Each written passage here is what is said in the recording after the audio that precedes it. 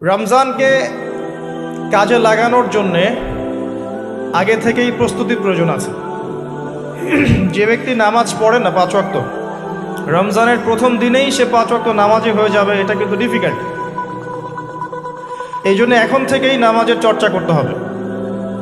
রমজানে কয়েকটা কাজ খুব বেশি বেশি গুরুত্ব দিয়ে করবেন। 1 নাম্বার, জামাতের সাথে 5 ওয়াক্ত সালাত পারা যাবে ইনশাআল্লাহ। 2 নাম্বার, নিজের মালের যাকাত দিয়ে দিবেন। এটা কি ব্যবসায়িক সমিতির উদ্যোগে প্রোগ্রাম? নিজেদের মালের যাকাত হিসেব করে মুফতি সাহেবদের কাছে যাবেন, কওমি ওলামায়ে কেরামের কাছে যেতে পারেন, গিয়ে যাকাতের আপনার নিসাব হিসাব করে নেবেন যে আপনার কতটুকু যাকাত এসেছে, এবং এটা দেওয়ার সবচেয়ে উত্তম সময় হচ্ছে রমাদান মাস। যাকাতগুলো দিয়ে দিবেন, আল্লাহ পাক তৌফিক দান করুন। সাদাকাতুল ফিতর দিবেন রমজান মাসে। তারাবির সালাত অবশ্যই অ্যাটেন্ড করবেন, তারাবির সালাত মিস করবেন না। পরিবারের ব্যক্তিদেরকে একসাথে নিয়ে ইফতার করবেন, আলাদা আলাদা করে করবেন না। বেশি থেকে বেশি মানুষকে ইফতার করাবেন, সামাজিকভাবে, রাষ্ট্রীয়ভাবে, সংগঠনের উদ্যোগে বা ব্যক্তিগত পর্যায়ে বেশি থেকে বেশি মানুষকে ইফতার করাবেন। এবং কোরআনুল কারীমকে বেশি সময় দিবেন। প্রতিদিন অন্তত পক্ষে 1 পারা করে তেলাওয়াত পড়বেন। যারা হাফেজ কোরআন তারা পুরো কোরআন হিফজ আবার চর্চা করবেন। যারা আরও বড় লেভেলে আছেন কোরআন গবেষণা করবেন। 5 ওয়াক্ত নামাজের পরে একটা করে হাদিস পড়ার চেষ্টা করবেন মসজিদের মধ্যে। আসর থেকে মাগরিব এই সময়টুকুর মধ্যে আসরের নামাজের পরে মসজিদ ভিত্তিকভাবে দার্সের ব্যবস্থা করবেন, তালিমের ব্যবস্থা করবেন। 30 দিন 30টা আলাদা আলাদা টপিকে কথা হবে, জনগণ জানতে পারবে। পারা যাবে? ব্যবসায় এই মাসে খুব বেশি লাভের চেষ্টা করবেন না, পরকালীন লাভের চেষ্টা করবেন। সিন্ডিকেট করে দ্রব্যমূল্যের দাম বাড়িয়ে দিবেন না, চেষ্টা করবেন মানুষকে আরও সহজ করে দেওয়ার জন্য। যারা খাবারের ব্যবসা করেন রমজান মাসে বেশি বেশি মানুষকে খাবার খাওয়াবেন, আল্লাহ বরকত দিবে ইনশাআল্লাহ। কাপড়ের ব্যবসা করেন, বেশি থেকে বেশি মানুষকে কাপড় দান করবেন রমজান মাসে। রমজানে মুসলিমদের নিত্য প্রয়োজনীয় যে দ্রব্যগুলো আছে এগুলো যারা বিক্রি করেন তাদের প্রতি অনুরোধ থাকবে যে কৃত্রিম সংকট সৃষ্টি করে দাম বাড়াবেন না, বরং মানুষের জন্য সহজ করে দিবেন। আল্লাহ আপনার রিজিকে বরকত দিবে ইনশাআল্লাহ। বিশ্বের প্রায় প্রতিটা মুসলিম কান্ট্রিতেই রমজান মাসে দ্রব্যমূল্যের দাম নিয়ন্ত্রণে থাকে, কমে যায়, ইল্লাল বাংলাদেশ ছাড়া। কিন্তু আমরাই 90% মুসলিমের দেশ। এই মাস লাভের মাস, পরকালীন লাভের মাস, দুনিয়ার লাভের মাস নয়। বরং রমজান আসার আগেই পুরো মাসের বাজার এবং ঈদের শপিং করে ফেলে দিবেন। রমজান মাসে বেশি বেশি মার্কেটে যাবেন না, এবং স্ত্রী সন্তানদেরকেও বেশি বেশি মার্কেটে যেতে দিবেন না। বরং এই মাসে পর্দা আরও বজায় রাখার চেষ্টা করবেন। রাস্তার মোড়ে মোড়ে যে হোটেলগুলো থাকে, ঘোমটা হোটেল, এই হোটেলের মালিকদের প্রতি নসিহত থাকবে যে আল্লাহকে ভয় করেন। হোটেলের বাইরে লিখে দিবেন মুসলিমদের জন্য খাওয়া আমার হোটেলে জায়েজ নাই।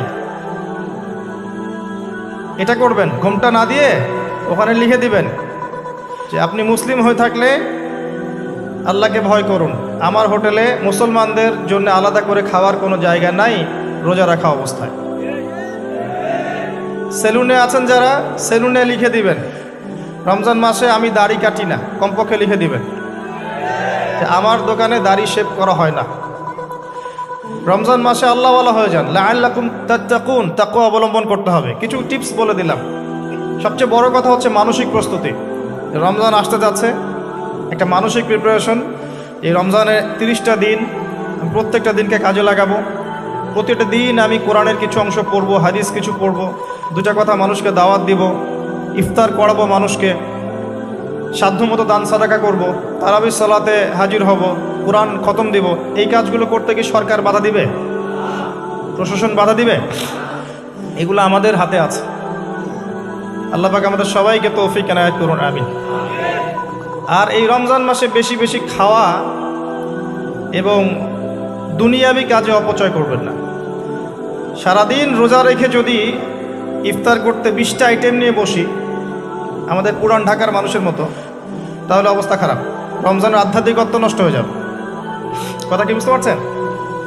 রোজা রেখেছে আলহামদুলিল্লাহ, ইফতার করার জন্য কি 20টা আইটেমের দরকার আছে? 10টা আইটেমের দরকার আছে? এই যত বেশি ইফতারে খাবে মানুষ, তত বেশি সে অসুস্থ হয়ে যাবে এবং তারাবি অন্য ইবাদতগুলো ঠিক মতো করতে পারবে না। আমাদের ক্ষেত্রে দেখা যায় যে সেহেরি আর ইফতারে আয়োজন দেখলে মনে হয় এটা আমার জীবনের শেষ খাওয়া হবে না। কথা বুঝতে পারছেন? এই স্বভাবগুলোকে চেঞ্জ করতে হবে। আল্লাহ পাক তৌফিক নায়েত করুন, আমিন। এবার আসেন, মেরাজে যাওয়ার আগে আমরা রাসূলুল্লাহ সাল্লাল্লাহু আলাইহি ওয়াসাল্লামের জীবনীর সামন থেকে আসতে চাই। আর আমি যে কথাটা বলতে চেয়েছিলাম সেটা হচ্ছে, রমজান আসার আগেই নবী সাল্লাল্লাহু আলাইহি ওয়াসাল্লামের জীবনী একবার পড়ে শেষ করবেন, ওয়াদা করেন। হাত উঁচু করেন, হাত নামান। সবচাইতে সেরা বই আমার কাছে জীবনীর উপরে, নবী সাল্লাল্লাহু আলাইহি ওয়াসাল্লামের জীবনীর উপরে অনেক বই আছে, তবে আমার কাছে মনে হয় সবচেয়ে বেস্ট বইটা হচ্ছে আর রাহিকুল মাখতুম। নাম মনে থাকবে? রাহিকুল মাখতুম, আল্লামা সফিউর রহমান মোবারকপুরী রাহিমাহুল্লাহ, যিনি এই সাবকন্টিনেন্টের মানুষ ছিলেন, তিনি বইটা লিখেছেন এবং বইটা 1182টা বইয়ের মধ্যে প্রথম স্থান অধিকার করেছে। 1182টা বা 83টা বইয়ের মধ্যে এই বইটা প্রথম স্থান অধিকার করেছে এই সৌদি আরবের কম্পিটিশনে। তো এই বইটার যে প্রাণবন্ত সিরাতের বই আমি আসলে পড়িনি, আর অনেক সিরাতের বই আছে এবং আমি অনুরোধ করব সিরাতের বেশি বেশি বই কিনবেন। একটা সিরাতের বইয়ের সব তথ্য হয়তো থাকবে না, এখানে ভেরিয়েশন আনতে হবে আপনাকে। বিভিন্ন সিরাতের বই কিনবেন, কিন্তু আর রাহিকুল মাখতুম বইটা মাস্ট বি পড়ার চেষ্টা করেন। রমজান মাস আসার আগেই বইটা শেষ করবেন, ওয়াদা করেন ইনশাআল্লাহ। আল্লাহ পাক তৌফিক দান করুন। এবং রমজান মাস আসার আগেই কোরআন তেলাওয়াত শিখে নেবেন, ওয়াদা করেন। আগামীকাল থেকেই প্রয়োজনে স্থানীয় মসজিদে যিনি ইমাম আছেন বা মুয়াজ্জিন সাহেব আছেন বা মাদ্রাসা শিক্ষকরা আছেন, তাদের কাছে যাবেন। 1 থেকে 2 মাসের বেশি সময় লাগার কথা না আপনার তাজবিদ শিখতে। সবার তো শিখলেই বিশুদ্ধ হয়ে যাবে না। পড়তে পড়তে পড়তে পড়তে একটা পর্যায়ে আপনার মুখের মধ্যে জড়তা আল্লাহ কাটিয়ে দিবে, তখন আপনি ইনশাল্লাহ ফ্লুয়েন্টলি পড়তে পারবেন। কিন্তু শিখতে, নিয়মকানুনগুলো শিখতে 1 থেকে 2 মাসের বেশি লাগার কথা না। আর আমি জানি আপনারা জীবনে অনেক কিছুই পড়েছেন। আপনারা জীবনে এসএসসি, এইচএসসি, অনার্স মাস্টার সব করেছেন, বিবি এমবিএ করেছেন, ডক্টরেট ডিগ্রি অর্জন করেছেন, মেডিকেল সায়েন্স পড়েছেন, কঠিন কঠিন সাবজেক্ট পড়েছেন, বাংলা সাহিত্য পড়েছেন, উপন্যাস পড়েছেন, শরৎচন্দ্র, বঙ্কিমচন্দ্র, হুমায়ুন আহমেদ সব পড়ে শেষ করে ফেলেছেন। রবীন্দ্র নজরুল তো শেষ আগেই। ইংরেজিতে অনার্স করছেন, ইকোনমিক্সে অনার্স করছেন, ম্যানেজমেন্ট পড়ছেন, অ্যাকাউন্টিং পড়ছেন, কঠিন সাবজেক্ট পড়ছেন, ফিজিক্স কেমিস্ট্রি পড়ছেন, বায়োলজি পড়ছেন, কিন্তু 1-2 মাস 3 মাসের মধ্যে আপনি কোরআন শিখতে পারবেন না, এটা আসলে বিশ্বাসযোগ্য নয়। এই ক্যাপাবিলিটি আল্লাহ পাক আপনার মস্তিষ্কে দিয়েছেন, আল্লাহর ওয়াস্তে আপনি কাজে লাগান, ইনশাল্লাহ পরকালে আপনি সফল হবেন। রমজান আসার আগেই শিখতে হবে এই কারণে, যাতে রমজানের প্রথম দিন থেকেই আপনি তেলাওয়াত করতে পারেন, ডেইলি 1 পারা। পারা যাবে ইনশাল্লাহ। এই কোরআন কার উপর নাজিল হয়েছে? মুহাম্মদ সাল্লাল্লাহু আলাইহি ওয়াসাল্লামের প্রতি। কখন নাজিল হয়েছে আমাকে বুঝতে হবে। একটু বসেন, রিল্যাক্স হন, আমাকে দেখা না গেলে কোনো সমস্যা নেই, আমার কথাগুলো শুনেন। আর আমি তো জামাই না যে আমাকে দেখতেই হবে। তো নবী সাল্লাল্লাহু আলাইহি ওয়াসাল্লাম যে সময়ে তার উপরে কোরআন নাজিল হয়েছে, এই সময়টা একটু বুঝতে হবে। ওই যুগটাকে বলা হয় কি? আইয়ামে জাহিলিয়াত, মানে কি? অন্ধকারাচ্ছন্ন যুগ। ওই যুগে মৌলিকভাবে অনেক সমস্যা ছিল, কিন্তু মোটা দাগে 5টা সমস্যা ছিল। কয়টা? 5টা। এখান থেকে আমি মেরাজের দিকে যাবো ইনশাল্লাহ। 5টা মৌলিক সমস্যা ছিল। 5টা সমস্যার প্রথম হচ্ছে শিরক। ওই যুগের মানুষরা আল্লাহর সাথে শিরক করত। তারা মূর্তি পূজা করত, তারা মাধ্যম পূজা করত, তারা কবর পূজা করত, তারা মৃত ব্যক্তির পূজা করত, তারা প্রকৃতির পূজাও করত কোনো কোনো ক্ষেত্রে। আর অল্প কিছু মানুষ ছিল নাস্তিক, অল্প কিছু, খুব বেশি না। এই যে শিরকের এই সমস্যাটা এখনকার বিশ্বের মধ্যে নাই।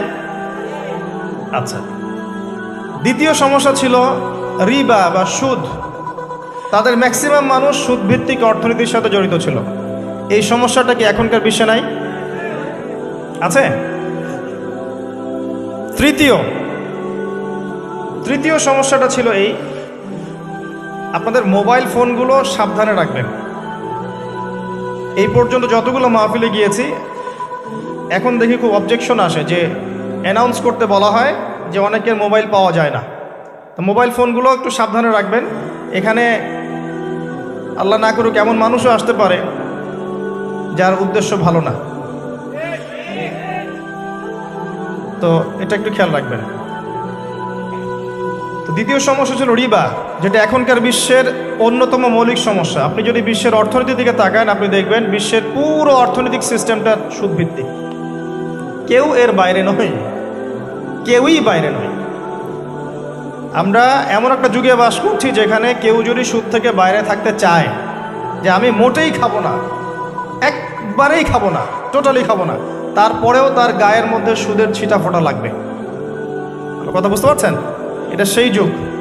কিভাবে লাগবে সেটা সম্পর্কে জানার জন্যে রিবা কেন্দ্রিক যে বইগুলো আছে, আল্লামা তকি উসমানীর বই আছে, ইনশাআল্লাহ আগামীতে এটার উপর বিস্তারিত আলোচনা আসবে। এগুলো পড়েন এবং শোনেন, ইনশাআল্লাহ কাজে দেবেন। শুধু এতটুকু বলবো, যে খায় যে দেয়, যে সাক্ষী থাকে এবং যে লিখে রাখে, উভয়কেই, এই চার শ্রেণীর মানুষকেই নবী সাল্লাল্লাহু আলাইহি ওয়াসাল্লাম সমান অপরাধী বলেছেন। পুরো সিস্টেমটার মধ্যে এগুলো পড়ে যাবে। এমনকি যদি দেখেন আমি খাচ্ছি না, একটা ফ্ল্যাট বাসায় ভাড়া আছি, এই বাসা যে করেছে সে সুদের লোন নিয়ে করেছে, আমার ভাড়ার টাকা থেকে সে লোন শোধ করে, পরোক্ষভাবে আমিও সুদের সাথে জড়িত আছি। এটা সেই যুগ যেখানে আপনি বেঁচে থাকতে চাইলে পারবেন হয়তোবা, যদি আপনার তাকওয়া অনেক উঁচু লেভেলের হয়, কিন্তু ধুলি কণা আপনার গায়ে লাগবেই, আপনি বাঁচতে পারবেন না। তৃতীয় সমস্যা ছিল মাদক। আইয়ামে জাহিলিয়াতে তৃতীয় সমস্যা ছিল মাদক। এখনকার বিশ্বের দিকে আপনি তাকান, আপনি দেখবেন ম্যাক্সিমাম যুব সমাজ এই সমস্যায় নিপতিত আছে, আছে না? সেম সমস্যা। চতুর্থ সমস্যা ছিল নারীর অবমাননা। এটা সম্পর্কে বলার আমার কোনো প্রয়োজন নাই, যথেষ্ট বলেছি এই পর্যন্ত আমি। নারীকে যেভাবে আজকে আমরা পণ্যের ন্যায় ব্যবহার করছি, এটা আইয়ামে জাহিলিয়াতের সেই বন্যতাকেও হার মানিয়েছে। 5 নম্বর সমস্যা ছিল গোত্রীয় দ্বন্দ্ব, গোত্রীয় রক্তক্ষয়ী সংঘাত। এটা এখন বৈশ্বিক রূপ নিয়েছে। ধর্মের মধ্যে সংঘাত, পলিটিক্সের সংঘাত, বিশ্বের দেশগুলোর মধ্যে সংঘাত। এই যে এখন একটা নতুন সংঘাত চলছে, আল্লাহ জানে এটার মোড় কোন দিকে যাবে। যদিও এতটুকু মনে রাখবেন, বিশ্বের একটা শক্তি চায় যে বিশ্বে একটা পারমাণবিক যুদ্ধ হোক। তারা খুব করে চাচ্ছে বিশ্বে একটা পারমাণবিক যুদ্ধ হয়ে যাক। তাদের উদ্দেশ্য সফল হবে, বড় বড় পরাশক্তিরা একে অপরের সাথে মারামারি করে ধ্বংস হয়ে যাবে, প্রচুর মানুষ মারা যাবে, এবং তারা নতুন রুলিং স্টেট হিসেবে বিশ্বে আত্মপ্রকাশ করবে। একটা অংশটা চাচ্ছে, সেটা কারা আস্তে আস্তে বুঝতে পারবেন ইনশাআল্লাহ তাআলা। এই 5টা ছিল মৌলিক সমস্যা। এখন আপনি আপনার সমাজ এবং বিশ্বের দিকে তাকিয়ে দেখেন এই 5টা সমস্যা আছে কি নাই? আছে। এরকম একটা যুগে জন্ম নিয়েছেন প্রিয় নবী মুহাম্মদ রাসূলুল্লাহ সাল্লাল্লাহু আলাইহি ওয়াসাল্লাম। এরকম সমাজে থেকেও তিনি কখনো পাপের ধার কাছেও যান নাই। বলেন সুবহানাল্লাহ। এরকম একটা সমাজে থেকেও যখন তিনি নবী হননি, তখনও পাপের ধার কাছেও তিনি যান নাই। তিনি কখনো শিরক করেননি, কখনো মূর্তি পূজা করেননি, কখনো রিবা খাননি, আর বাকি বিষয়গুলো ধার কাছেও যাননি। বরং তিনি হিলফুল ফুজর তৈরি করেছিলেন যাতে করে সমাজের এই অসঙ্গতিগুলো দূর করা যায়। এটা তো আপনারা জানেন। এরপর তিনি নবী হলেন 40 বছর বয়সে। প্রথম কোন আয়াত নাজিল হয়েছিল? সূরা আলাকের প্রথম 5 আয়াত আল্লাহ পাক প্রথমে পড়তে বলেছেন, ইকরা বিসমি রাব্বিকাল্লাযী খালাক খালাকাল ইনসানা মিন আলাক ইকরা ওয়া রাব্বুকাল আকরাম আল্লাযী আল্লামা বিল কলম আল্লামাল ইনসান মা লাম ইয়ালাম। এখানে প্রথম কথাটা হচ্ছে পড়ুন। আল্লাহ পাক প্রথমে বললেন না সুদ খেও না, শিরক করো না, মাদক সেবন করো না, জেনার ধার কাছেও যেও না। আল্লাহ পাক এগুলো কিছুই বললেন না। এমনকি আল্লাহ এটাও বললেন না সুবহানাহু ওয়া তাআলা যে নামাজ আদায় করো, যাকাত দাও, রমজান মাসে সাওম রাখো। আল্লাহ পাক কি বললেন? পড়ুন। আপনার জীবনের প্রথম ফরজ হচ্ছে পড়াশোনা করা। আমাদের জীবনের প্রথম ফরজ হচ্ছে পড়াশোনা করা। যে যত বেশি কনস্ট্রাকটিভ সিলেবাসে পড়াশোনা করবে তার অন্তর্দৃষ্টি তত বেশি সুদূর প্রসারী হবে ইনশাআল্লাহ তাআলা, এবং তার আমল আরও সুন্দর হবে, তার ব্যবহার সুন্দর হবে, চরিত্র সুন্দর হবে, তার মনুষ্যত্ব ভালো হবে। তার দ্বারা সমাজ, দেশ, রাষ্ট্র, উম্মাহ ভালো কিছু পাবে ইনশাআল্লাহ। অশিক্ষিত মূর্খ জনগণকে দিয়ে রাষ্ট্রের কোনো কাজ নাই, আছে? শিক্ষাটা হতে হবে এমন জ্ঞান, ইকরা বিসমি রাব্বিকাল্লাযী খালাক। পড়ুন আপনার সেই রবের নামে যিনি আপনাকে সৃষ্টি করেছেন। যে জ্ঞান আপনাকে আপনার স্রষ্টা, ওদের ভাষা ব্যবহার করে বলছি, আপনার ইলাহ আল্লাহর দিকে নিয়ে যাবে, সেটাই প্রকৃত জ্ঞান। যে জ্ঞানটা আপনাকে আল্লাহ থেকে দূরে সরাচ্ছে দিন দিন, এটা জ্ঞান নয়, এটা জাহেলিয়াত। আমি কি বুঝাতে পারছি? এবার আপনি চিন্তা করে দেখেন যে আপনার জ্ঞানটা আপনাকে কি আল্লাহর দিকে নিয়ে যাচ্ছে নাকি আল্লাহ থেকে দূরে সরাচ্ছে। এরপরে আপনি চিন্তা করবেন আপনি প্রকৃত জ্ঞানী কিনা। কেউ যদি অক্সফোর্ড, কেমব্রিজ, হার্ভার্ড থেকে পাশ করে আসে, এসে বলে যে পর্দা এটা সেকেলে প্রথা, ওই যুগে চলতো, এই যুগে চলে না, এই ব্যক্তিকে আমরা জ্ঞানী বলতে পারি না। কেউ যদি বাইরে থেকে বড় ডিগ্রি এসে বলে যে ইসলাম আসলে এই যুগে চলে না, ওই যুগে চলতো, সুদের মধ্যেই আছে অগ্রগতি আর প্রগতি, ফ্রি মিক্সিং ভালো জিনিস, ছেলে মেয়ে একসাথে পথ চলবে, খারাপ কিছু না, মাদকদ্রব্য খাওয়াই যায়, মানুষ মাদকদ্রব্য খেলে ভালো কাজ করার উৎসাহ পাবে, সমকামিতা একটা বাক স্বাধীনতা, ব্যক্তি স্বাধীনতা, এরকম কথাবার্তা যদি কেউ বলে বা আল্লাহর হালালগুলোকে হারাম করে দেয়, হারামগুলোকে হালাল করে নেয়, এই ব্যক্তি বা এই সম্প্রদায়কে আমরা জ্ঞানী বলতে পারি না। কারণ তাদের জ্ঞান তাদেরকে আল্লাহ থেকে দূরে সরিয়ে দিয়েছে। ইকরা বিসমি রাব্বিকাল্লাযী খালাক। পড়ুন আপনার সেই রবের নামে যিনি আপনাকে সৃষ্টি করেছেন। খালাকাল ইনসানা মিন আলাক, যিনি মানুষকে সৃষ্টি করেছেন জমাট বাঁধা রক্তপিণ্ড থেকে। ইকরা ওয়া রাব্বুকাল আকরাম, পড়ুন আপনার রব মহামান্বিত। আল্লাযী আল্লামা বিল কলম, যিনি আপনাকে কলম দ্বারা জ্ঞান শিক্ষা দিয়েছেন। মানুষ জ্ঞান অর্জন করতে পারেনি, প্রথমে আল্লাহ মানুষকে জ্ঞান শিখিয়েছেন। এটাকে বিশ্বাস করেন? ওয়াল্লামা আদামাল আসমাআ কুল্লাহা, আমি আদমকে সমস্ত নাম শিক্ষা দিয়েছি। কে শিক্ষা দিয়েছেন? আদম আলাইহিস সালামের কি জ্ঞান ছিল? আমাদের জ্ঞান ছিল? আল্লাহ শিখিয়েছেন। আল্লামাল ইনসান মা লাম ইয়ালাম, মানুষকে সেই জ্ঞান শিক্ষা দিয়েছেন যা মানুষ জানতো না। এই আয়াত নিয়ে নবী সাল্লাল্লাহু আলাইহি ওয়াসাল্লামের নবুয়তের জিন্দেগি শুরু হলো। কত বছর জিন্দেগি ছিল নবুয়তের জিন্দেগি? বলতে পারবেন? 23 বছর। 23 বছর। আমরা কিন্তু লেকচারের শেষে একটা কুইজ কন্টেস্ট করব ইনশাআল্লাহ। 5টা থেকে 10টা প্রশ্ন করব ইনশাআল্লাহ। 10 জনকে আমরা পুরস্কৃত করব ইনশাআল্লাহ তাআলা। মনোযোগের সাথে লেকচার শুনবেন। এরপর নবী সাল্লাল্লাহু আলাইহি ওয়াসাল্লামের নবুয়তের জিন্দেগি শুরু হলো। 23 বছর। কত বছর? তার মধ্যে প্রথম 13 বছর হচ্ছে মক্কায়, আর পরের 10 বছর কোথায়? মদিনায়। খুব সংক্ষিপ্ত আকারে বলছি, প্রথম 3 বছর নবী সাল্লাল্লাহু আলাইহি ওয়াসাল্লাম গোপনে দাওয়াত দিয়েছেন। কিভাবে? একদম গোপনে গোপনে। প্রথমে বাড়ির লোকজনকে, তারপর নিকট আত্মীয় যারা তাদেরকে, তারপর যাদের সাথে সম্পর্ক ভালো ক্লোজ তাদেরকে, এরপর আস্তে আস্তে আমভাবে। এটাই দাওয়াতি কাজের সুন্নাহ। এরপর 4র্থ থেকে 10ম এই সময়টুকুতে তিনি প্রকাশ্যে দাওয়াত শুরু করেছিলেন। তার সম্প্রদায়কে দাওয়াত দিলেন, যারা তার কথা বিশ্বাস করলো না, বেশিরভাগ মানুষই কুফরি করলো, বরং তারা ইসলাম যারা কবুল করেছে এদের উপরে নির্যাতন শুরু করলো। নির্যাতনের মাত্রা দিন দিন বাড়তে থাকলো। যখন হামজাহ এবং ওমর রাদিয়াল্লাহু আনহুমা তাদের মতো কিছু সাহাবী ইসলাম কবুল করলেন, ইসলাম তখন শক্তিশালী হওয়া শুরু করল। তারপরেও নির্যাতনের মাত্রা বাড়তে থাকলো। এক পর্যায়ে সাহাবীরা হিজরত করলেন আবিসিনিয়ায়। কোথায়?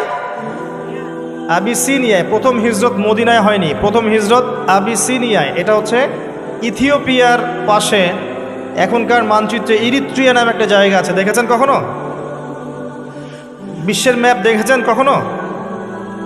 বিসিএস কোচিং যারা করছেন তাদের তো জানার কথা। এই ইরিত্রিয়া ছিল সেই জায়গা যেখানে হিজরত করেছিলেন সাহাবীরা। সেখানে একজন বাদশাহ ছিলেন, তার নাম বাদশাহ নাজাশী। তিনি একজন খ্রিস্টান ছিলেন, কিন্তু ভালো খ্রিস্টান ছিলেন, সৎ। তিনি মুসলিমদেরকে আশ্রয় দিয়েছিলেন এবং তার রাজ্যে মুসলিমরা নিরাপদে ছিল, বসবাস করেছে দীর্ঘদিন। পরবর্তীতে এই বাদশাহ নাজাশী ইসলাম কবুল করে মুসলিম হন। মারা গেলে নবী সাল্লাল্লাহু আলাইহি ওয়াসাল্লাম তার গায়েবানা জানাজার নামাজও পড়েছেন। কুরাইশদের অত্যাচার বাড়তে থাকে। এক পর্যায়ে নবী সাল্লাল্লাহু আলাইহি ওয়াসাল্লাম তায়েফে হিজরত করেন, চেষ্টা করেন তায়েফবাসীকে বোঝানোর জন্যে। তায়েফের লোকজন সাড়া দেয়নি, উল্টা নবী সাল্লাল্লাহু আলাইহি ওয়াসাল্লামকে রক্তাক্ত করেছিল। তিনি ফিরে আসেন মক্কায়। আবারও মক্কায় ফিরে আসার পরে অল্প দিনের ব্যবধানে, বেশি দিন না, মাত্র অল্প দিন, 3 দিন 7 দিন, কেউ বলেছে 3 মাস, এইটুকু ব্যবধানে প্রথমে চাচা আবু তালেব, তারপরে স্ত্রী খাদিজা রাদিয়াল্লাহু আনহা, তারা ইন্তেকাল করেন। এবং নবী সাল্লাল্লাহু আলাইহি ওয়াসাল্লামের এই শেষ আশ্রয়স্থল আবু তালেব, সেটাও শেষ হয়ে যায়। তার স্ত্রী খাদিজা রাদিয়াল্লাহু আনহা আল্লাহর কাছে চলে যান। এই সময়টাতে নবী সাল্লাল্লাহু আলাইহি ওয়াসাল্লাম প্রচণ্ড মানসিক কষ্টে ছিলেন। আল্লাহ পাক এইরকম একটা সময়ে মেরাজের ঘটনা ঘটিয়েছে, বলেন সুবহানাল্লাহ। আল্লাহ রাব্বুল আলামিন তাকে পুরো মানসিক সমস্ত কষ্ট থেকে ফারেক করে আল্লাহ পাকের সমস্ত কুদরত দেখিয়েছেন মহাবিশ্বে নিয়ে গিয়ে। যদিও বা তার আগের 3 বছর সাহাবীদেরকে বয়কট করা হয়েছিল। 3 বছর গাছের ছাল পাতা খেয়ে সাহাবীরা থেকেছেন শিয়ারে আবু তালেব নামক জায়গায়। এরপর বয়কট তুলে নেওয়া হয়। তারপর এই আমুল হুজন আসে। এর পরের বছর ইয়াসরিব বা মদিনা থেকে 6 জন যুবক এসে ইসলাম কবুল করে, বলেন সুবহানাল্লাহ। তাদের নেতা ছিলেন আসাদ বিন জুরারাহ রাদিয়াল্লাহু আনহু। তিনি ফিরে যান মদিনায়। পরের বছর আবার 6 জনকে নিয়ে আসেন, টোটাল 12 জন। এই 12 জন মুসলিম হয়ে আবার মদিনায় ফিরে যান। এই 12 জনের সাথে আল্লাহর নবী সাল্লাল্লাহু আলাইহি ওয়াসাল্লাম একজন সাহাবীকে পাঠিয়ে দেন দায়ী হিসেবে। তার নাম মুসআব বিন উমাইর রাদিয়াল্লাহু আনহু। মুসআব বিন উমাইর রাদিয়াল্লাহু আনহু। প্রশ্ন কিন্তু আসবে, ভালো করে মনে রাখতে থাকেন। এরপরে মুসআব বিন উমাইর রাদিয়াল্লাহু আনহু এই 12 জন সাহাবীর সাথে যান মদিনায়।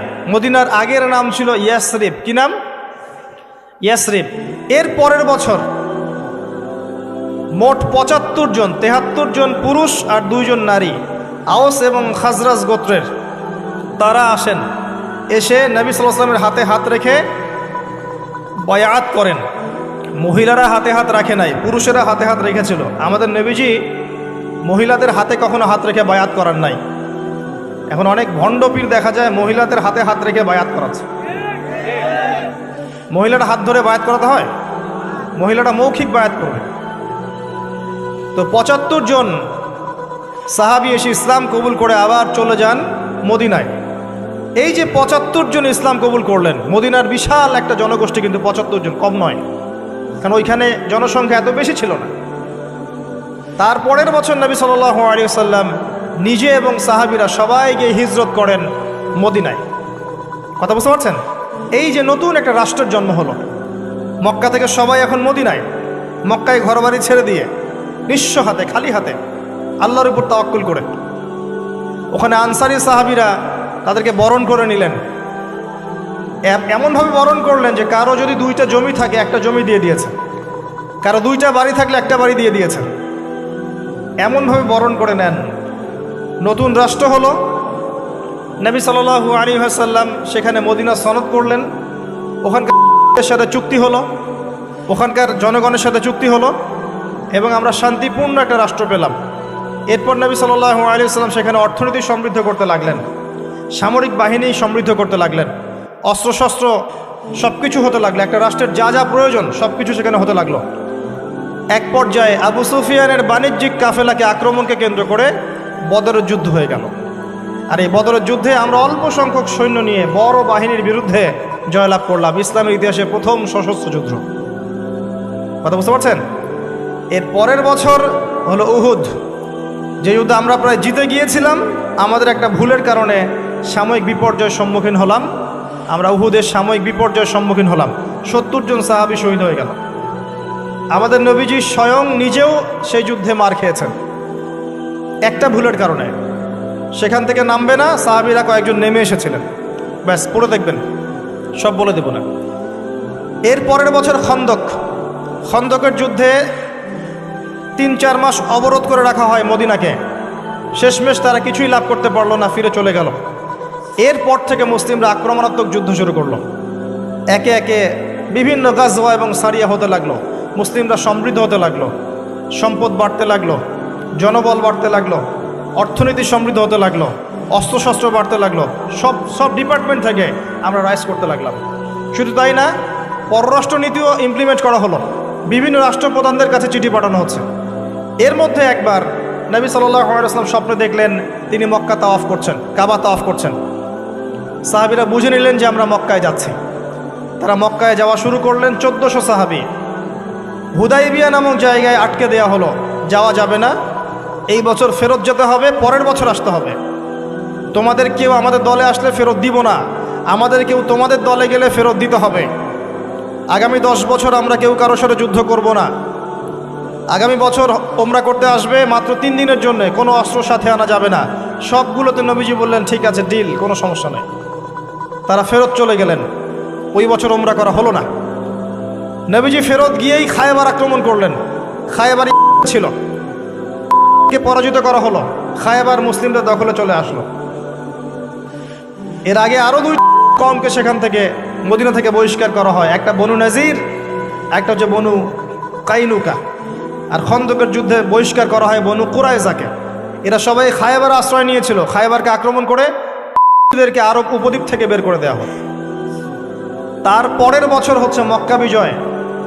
নবী সাল্লাল্লাহু আলাইহি ওয়াসাল্লাম মক্কা বিজয় করলেন, মক্কার সমস্ত মূর্তিগুলো ভেঙে ফেললেন। বেলাল রাদিয়াল্লাহু আনহু কাবা ঘরের উপরে উঠে আজান দিলেন। নবীজি সবাইকে মাফ করে দিলেন। দলে দলে মানুষ ইসলাম কবুল করলো। সূরা নাসর নাজিল হলো, ইজা জাআ নাসরুল্লাহি ওয়াল ফাতহ। সূরা মাইদা 3 নম্বর আয়াত নাজিল হলো। এরপর নবীজি মদিনায় ফিরে গেলেন। তার মাঝে হুনাইনের যুদ্ধ হয়েছে, এর আগে একটা মোতার যুদ্ধ হয়েছে, তারপর একটা তাবুক যুদ্ধ হয়েছে, ব্যাস।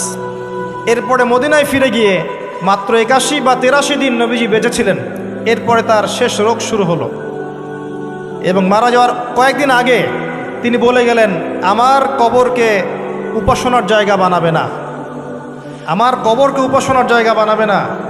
আরব উপদ্বীপ থেকে বহিষ্কার করবে, রাষ্ট্রদূতরা আসলে সম্মান করবে, দাস দাসীর প্রতি খেয়াল রাখবে, নামাজের হেফাজত করবে। আর অনেক নসিহত তিনি করে গেলেন। তিনি বলে গেলেন তার আগে বিদায় হজের ভাষণে, তোমরা সবাই ভাই ভাই, সাদার উপর কালো, কালোর উপর সাদা, ধনীর উপর গরিব, গরিবের উপর ধনী, আরবের উপর অনরব, অনরবের উপর আরব, কোনো ভেদাভেদ নাই। তোমরা সবাই আদম সন্তান, আদম মাটির সন্তান।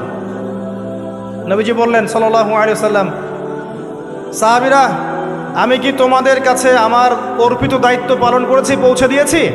সাহাবায়ে কেরাম বললেন, হ্যাঁ, আমরা সাক্ষ্য দিয়েছি আপনি পৌঁছে দিয়েছেন। নবীজি বললেন, আল্লাহুম্মা ফাশহাদ, আল্লাহ আপনি সাক্ষ্য থাকেন আমি আমার দায়িত্ব পৌঁছে দিয়েছি। এভাবে তার জীবনটা শেষ হয়ে যায়।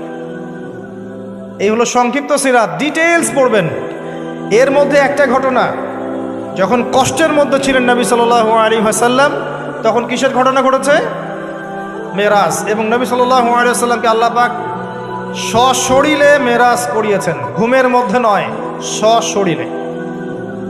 এই জায়গা থেকে আলোচনার বাকি অংশটা খুব ভালো করে বোঝার চেষ্টা করেন। নবী সাল্লাল্লাহু আলাইহি ওয়াসাল্লাম এশা সালাতের পরে শুয়ে আছেন, কথা বন্ধ করেন, এশা সালাতের পরে শুয়ে আছেন, তন্দ্রাভাব। কোথায় শুয়ে আছেন? কাবা ঘরের হাতিমে। কাবা ঘরের হাতিমে একজন ফেরেশতা আসলেন, তার নাম জিবরাইল আলাইহিস সালাম। নবীজিকে শুইয়ে দিলেন। নবীজিকে শুইয়ে দিয়ে এই যে বুক, গলার নিচ থেকে এই নাভি পর্যন্ত চিরে ফেললেন। কলিজা এটা বের করা হলো, একটা পাত্র আনা হলো। এই পাত্রের মধ্যে ছিল ঈমান এবং প্রজ্ঞা। এগুলো কিন্তু কোনো গল্প নয়।